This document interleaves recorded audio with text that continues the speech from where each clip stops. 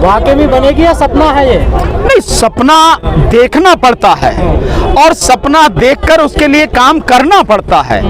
तो न केवल सपना देखा जा रहा है बल्कि उसके लिए ईमानदारी से काम किया जा रहा है और समाज को जगाने का प्रयास किया जा रहा है। हो सकता है हम लोग कल सफल हो जाएं इस प्रयास में और हमारी सरकार बन जाए, बहुजन की सरकार बन जाए। या ईडी कौन जगह कौन रहा आप लोगों को? नहीं, हमें कौन जगा रहा, हम तो अपने आप ही जगने का प्रयास कर रहे हैं। हम समाज को जगा रहे हैं। ईडी और सीबीआई हमें नहीं, वो तो उनके लिए है कि जो भी सरकार जिसकी गला दबाना चाहती है उनके लिए है। तो क्या वाकई में 2024 में उम्मीद की जाए? बिल्कुल उम्मीद करनी चाहिए और बहुत मैं समझता हूँ सार्थक उम्मीद करनी चाहिए, सकारात्मक उम्मीद करनी चाहिए कि जो परिणाम होगा कम से कम इतना तो होगा ही होगा कि बीजेपी को तो जमीन में गाड़ ही देंगे।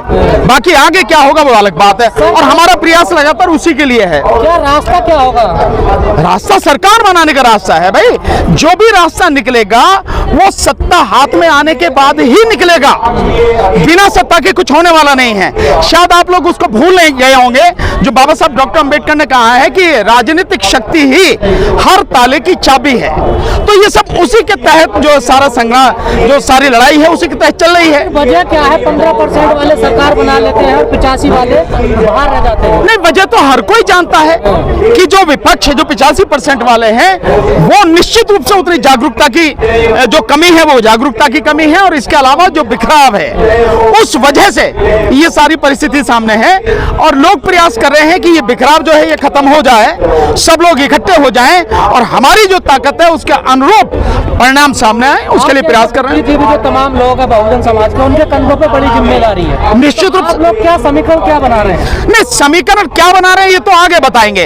अभी से आप चाहते हो कि जो समीकरण हम बता रहे हैं वो बीजेपी के हाथ में दे दें ताकि उस समीकरण को खत्म करने का प्रयास करें। समीकरण बन रहे हैं, लगातार बनाने का प्रयास किया जा रहा है, समाज को जगाने का प्रयास किया जा रहा है और काम जमीन पर हो रहा है। ये नहीं है कि हवा में सारी बातें हो रही है, केवल कहा जा रहा है, जमीन पर हो रहा है। लेकिन बाकी सारी जो चीजें हैं सही समय पर मैं समझता हूं सबके सामने वो आएगी। रणनीति क्या रहेगी हमारी? कैसे इकट्ठा होगा सर? नहीं, समाज कैसे इकट्ठा होता है? घर घर जाके लोगों को बताना पड़ता है, लोगों को समझाना पड़ता है, लोगों को कैडर देना पड़ता है और जो कैडराइज लोग हैं वो फिर आगे जाके घर जाके गांव जाके मोहल्ले में जाके शहरों में जाके लगातार काम करते हैं और छोटी छोटी कॉर्नर मीटिंग्स होती हैं, हाउस डोर मीटिंग होती हैं, देन उसके बाद में धीरे धीरे बड़े प्रोग्राम होते हैं। ये तरीका होता है।